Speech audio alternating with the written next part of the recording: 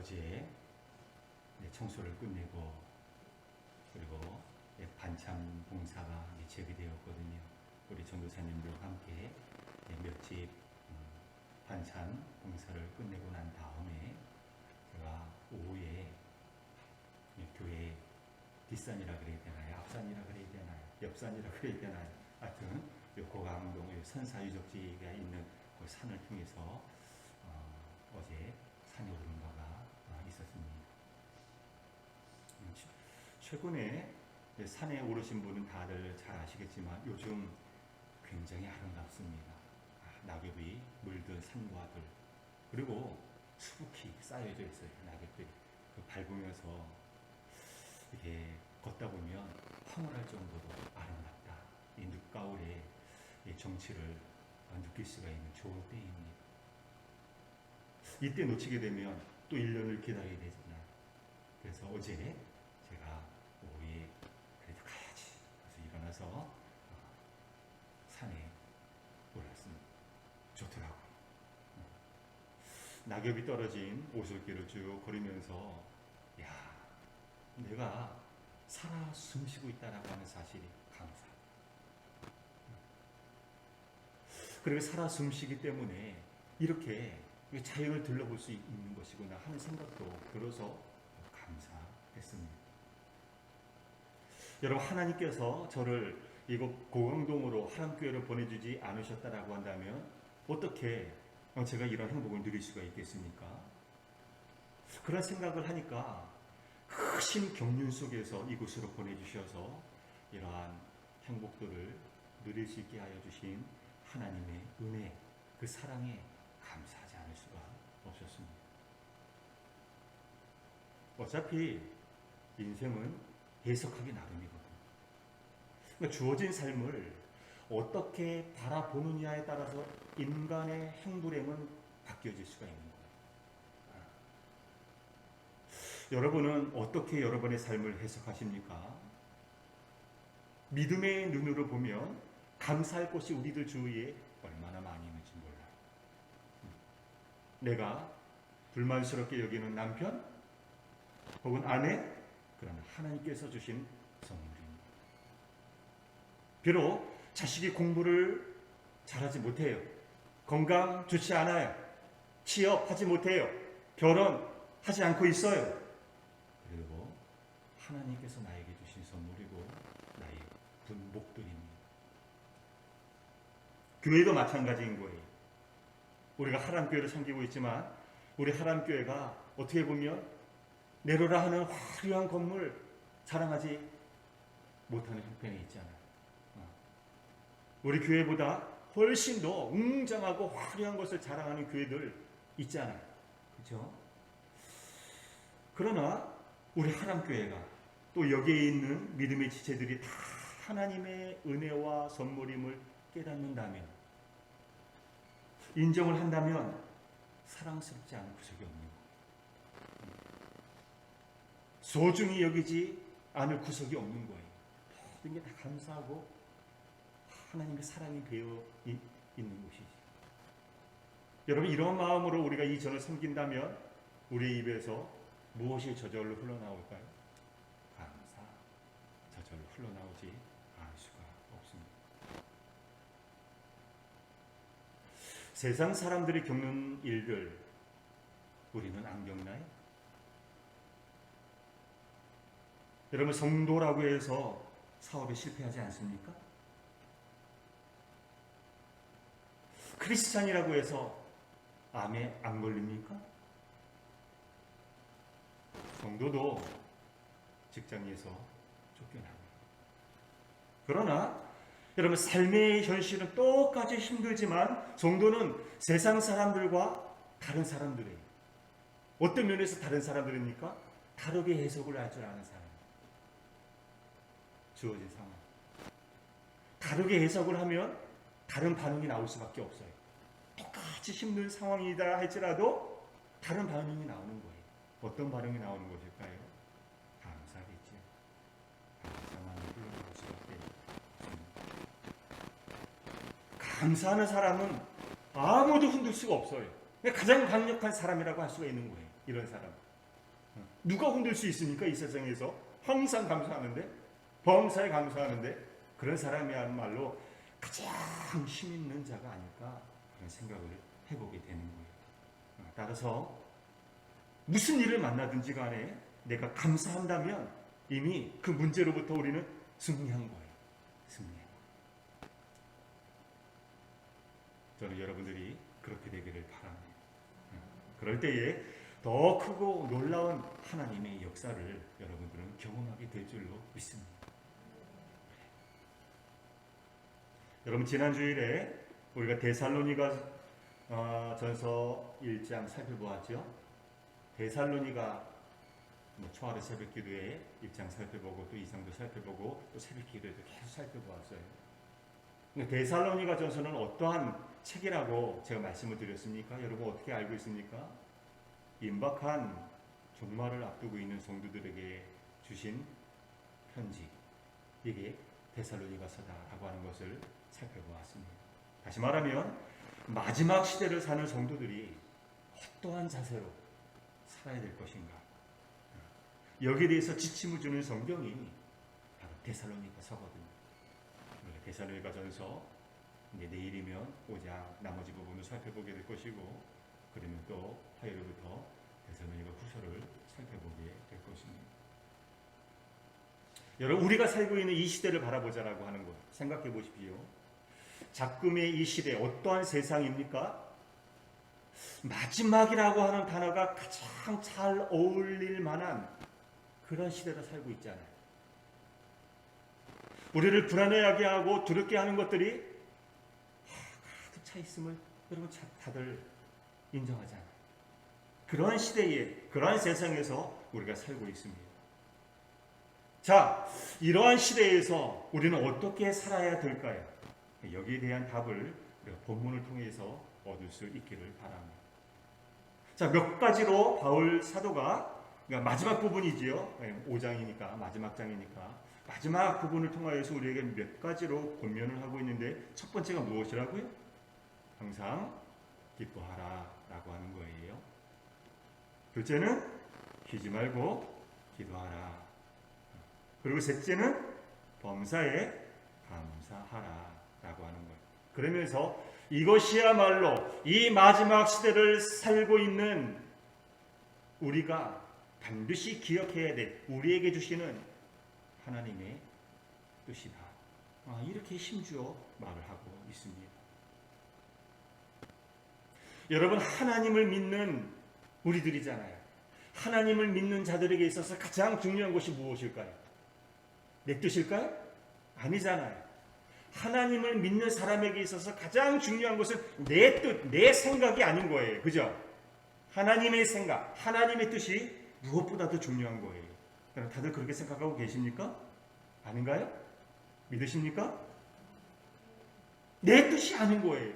내 뜻대로 할 바에 왜 하나님을 믿습니까? 내 뜻은 이것이지만, 그러나 성경을 통해서, 말씀을 통해서 주시는 하나님의 뜻, 하나님의 생각, 하나님의 말씀 이것이구나. 그 뜻에 내 욕심, 내 생각을 내려놓을 줄 아는 사람이 건강한 그리스도인인 거잖아요. 그러니까 내 뜻은 아닌 거예요. 나는 이것을 원하지만 하나님께서 다른 것이라고 한다면 우리는 하나님의 뜻에 순종할 줄 알아야 됩니다. 여러분, 우리는 눈에 드러난 것만 보고 판단하잖아요. 눈앞에 펼쳐진 상황, 그것만 보고 한숨 푹 쉬고 어떻게 살아, 끝났어, 꺼이꺼이 하면서 절망하고 낙담하고 좌절하고, 우리는 그런 존재잖아요. 그런데 하나님은요, 굉장히 큰 그림 속에서 우리를 인도하여 주시는 분이십니다. 그 그림은 너무나 크기 때문에 우리의 눈으로는요, 우리의 생각으로는요, 그 그림을 통하여서 전체적인 하나님의 의도와 뜻을 잘 알지 못해요. 그러나 분명한 것은 하나님의 생각은 우리보다 훨씬 더 높다라고 하는 것, 이것은 분명한 거예요.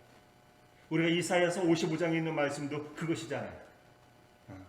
이는 내 생각이 너희의 생각과 다르며 내 길은 너희의 길과 다름이니라, 여호와의 말씀이니라. 그러면서 뭐라고 되어 있습니까? 9절에서 55장 이는 하늘이 땅보다 높음같이 내 길은 너희의 길보다 높으며 내 생각은 너희의 생각보다 더 높으니라 말씀하고 있거든. 아무리 우리 딴에 내 생각이 깊다고 할지라도 야, 너는 생각이 깊은 것 같대. 우리와 다른 사람인 것 같아. 아무리 친구나 주변에서 그렇게 얘기를 한다고 할지라도 나는 조족지혈에 불과한 거야. 하나님의 생각은 그보다 훨씬 더 땅과 하늘을 비교할 수 없잖아. 그렇게 높고 깊은 그러한 것이 바로 우리를 향한 하나님의 생각이다 라고 하는 거예요. 따라서 모든 것은 내 뜻대로가 아니라 하나님의 뜻대로 되어야 되는 거예요. 그래야 우리에게 축복이 되고 그래야 하나님께 영광이 되는 거예요. 내 뜻이 아닌 거예요. 여러분, 우리는 앞으로 어떠한 미래를 맞이하게 될지 몰라요. 한 치 앞도 내다볼 수 없는 우리 존재가, 연약한 존재가 어떻게 내일 일을 알 수가 있습니까? 알 수가 없어요. 오직 하나님만이 우리의 미래를 주관하시는 분이시기 때문에 우리 인간은 알 수가 없어요. 그러나 하나님께서 우리에게 주시고자 하는 것은 결국은 좋은 것임을 반드시 믿을 줄 알아야 돼요. 이게 하나님을 믿는 자의 기본 자세인 거예요. 내가 하나님께서 계획하신 일을 다 헤아려 알 수는 없지만 그러나 결국에는 하나님의 자녀인 나에게 하나님께서는 좋은 것을 주실 것이다 라고 하는 믿음으로 우리는 살아가야 되는 거예요. 따라서 우리가 어떠한 상황에 있든지 간에 어떠한 일을 만나든지 간에 뭐라고요? 항상 기뻐하는 거예요. 이 말씀대로 항상 기뻐하고 쉬지 말고 뭐 하는 거예요? 기도하고 또 뭐라고요? 범사에 감사하는 삶. 이것이 바로 하나님의 선하심을 믿는 하나님의 사람들이 가져야 될 자세이다. 기본 자세이다 라고 하는 그런 의미에서 사랑하는 여러분, 항상 기뻐하시기 바랍니다. 쉬지 말고 기도하시기 바랍니다. 범사에 감사하시기 바랍니다. 우리가 이러한 믿음의 자세를 갖고 살아가는 한 우리를 넘어뜨릴 세력은 없는 거예요. 아무리 험악하고 사고 많고 풍파 많고 환난 많은 세상이라고 할지라도 우리가 이러한 믿음, 이러한 자세를 가지고 살아가는 한 우리를 어떻게 할 자는 없는 거예요. 자, 세 가지 믿음의 자세를 우리가 살펴보았어요. 이 가운데 다 살펴보는 것도 좋겠지만 이제 추수감사주의를 우리가 한 주 앞둔 오늘이잖아요. 다음 주일에 우리 추수감사주의를 이제 우리가 맞이하여서 하나님 앞에 감사 예배를 드릴 거거든요. 자, 그래서 추수감사주의를 이제 한 주간 남겨놓은 이 시점에서 특별히 오늘은 세 번째 자세, 뭐라고요? 범사에 감사하는 삶, 여기에 대해서 생각해 보도록 하겠습니다. 먼저 우리 교회 식구들 중 한 분이 보내온 편지를 여러분께 소개해 드릴게요. 여러분, 권경승 권사님 아시지요? 우리 권경승 권사님 지난달에 길에서 이렇게 넘어지셔서 다리 크게 이렇게 다치시는 바람에 병원에서 수술을 받으시고 일주일 넘게 계시다가 퇴원하셨잖아요. 그 권사님께서 보내온 글이 있어서 길지 않기 때문에 여러분께 소개해 드리려고 해요. 미리 양해를 얻고 여러분께 소개해 드린다라고 하는 것 여러분 밝힙니다. 여러분께 한번 들어보십시오. 이분이 이런 글을 보내왔어요. 어려운 가운데에서도 이렇게 아버지께 감사의 편지를 쓸 수 있음에 감사 또 감사드립니다. 넘어지고 다치고 수술하고 이전에 겪었던 아픈 기억이 생생한데 또 같은 일이 이번에 제게 일어났습니다. 10년 전 암 투병 중일 때 가장 은혜로 충만했었고 가장 뜨겁게 주님과의 만남이 있었던 기억이 새롭게 납니다. 주님은 아픔과 어려운 상황들을 통해서 주님의 뜻을 깨닫게 하셨고 되게 하셨고 정결케 하셨으며 평안으로 인도하셨지요. 약할 때 강함 되시는 주님은 제가 어떤 상황에 처해 있든지 변함없이 저의 의지가 되어 주셨었지요. 그동안 감사를 잃어버리고 살았는데 이번에 사고로 오히려 잃어버렸던 감사 되찾게 하여 주셔서 감사합니다. 병원 생활하면서 많은 생각을 하게 되었어요. 이번 고난을 통해서 조금 더 성숙해진 것 같아 감사드립니다. 다시 집에 돌아오게 해주셔서 감사합니다. 나를 위해 축복된 계획을 펼치실 것을 믿고 감사합니다. 이전보다 더 주님을 사랑하고 교회를 사랑하며 영역에 강건함을 주시는 주님께 감사하는 삶을 살아가렵니다. 오늘도 내 약한 곳을 오르만지시며 감사의 자리로 나아가게 하시는 주님을 바라보며 2020년 11월 5일 권경순 의원.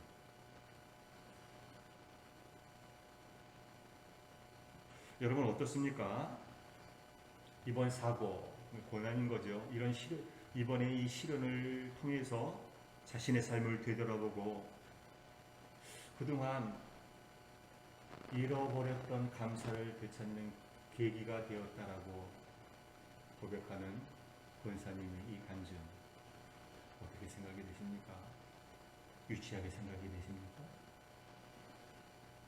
아니잖아요. 유치가 아니라 성숙함을 우리는 느끼게 되는 것 아니겠습니까? 여러분, 성숙한 자와 미성숙한 자의 가장 큰 차이는 무엇일까요? 그 사람의 신앙이 자라나고 있는지 퇴보하고 있는지 무엇을 보면 알 수가 있을까요?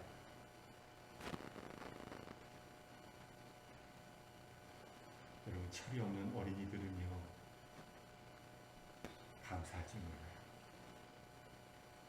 부모의 사랑을 받고도 당연하게 여겨요. 그러나 철이 든 자는 그렇지 않습니다. 부모님의 은혜 감사할 줄 알아요. 나를 위해서 자꾸 수고하시는 것이구나. 아파하며 눈물 흘리며. 신앙생활도 마찬가지인 거예요. 신앙이 어리면은요 자기에게 일어난 일이 해석이 안 돼요. 안 돼요. 눈앞에 펼쳐진 상황이 전부인 걸로 착각을 해요. 이게 신앙이 약하고 어린 사람의 특징인 거예요.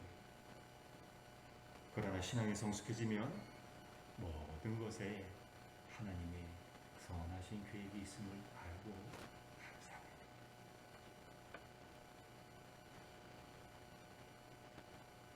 여러분 감사가 무엇입니까? 감사 주셔감사해서 돌아왔나 보다. 또 감사도 얘기 많이 나오는 감사가 뭐예요? 감사라고 하는 것은 하나님께서 허락하신 것, 나에게 허락하신 것을 인정하는 것. 그게 감사 아니겠습니까? 그게 좋든 나쁘든 내가 생각하는 대로 되었든 안 되었든지 간에 상관없이 지금 허락된 모든 것이 하나님의 주권 하에서 일어났다라고 하는 사실을 인정하는 것. 그건 감사예요. 감사. 원망과 불평이 무엇입니까? 왜 원망하고 왜 불평합니까? 원망과 불평은 하나님께서 허락하신 것을 인정하지 아니하는 거예요. 거부하는 거예요. 하나님께서 허락하신 것을 인정하지 않으니까 어떻게 되는 거예요? 감사할 줄 모르고 원망하고 불평하고 에이씨 이렇게 되는 것이거든요. 뛰쳐나가게 되는 것이거든요. 그래서는 안 돼요. 우리는 어떠한 경우에도 하나님의 절대 주권을 인정하고 거기에 순종할 줄 알아야 됩니다. 여러분 욥의 고백 다 알고 계시잖아요. 욥이 뭐라고 고백하고 있습니까? 욥만큼 무서운 불같은 시련과 고난을 받으니 없다라고 하는 거 잘 아시죠? 근데 그 욥이 뭐라고 고백을 하고 있습니까? 내가 모태에서 적신이 알몸이 나와 싸운즉 또한 알몸으로 돌아가올지라. 그러면서 주신 이도 여호와시요 거두신 이도 여호와시오니 여호와의 이름이 찬송받으실지니이다. 이거예요. 그러니까 이 고백이 욥의 고백만이 아니라 하나님을 믿고 섬기는 우리 모두의 고백이 되어야 될 줄로 믿습니다. 말씀을 맺겠습니다. 이제 다음 주 우리 교회는 2020년도 추수감사주일을 맞이하게 됩니다.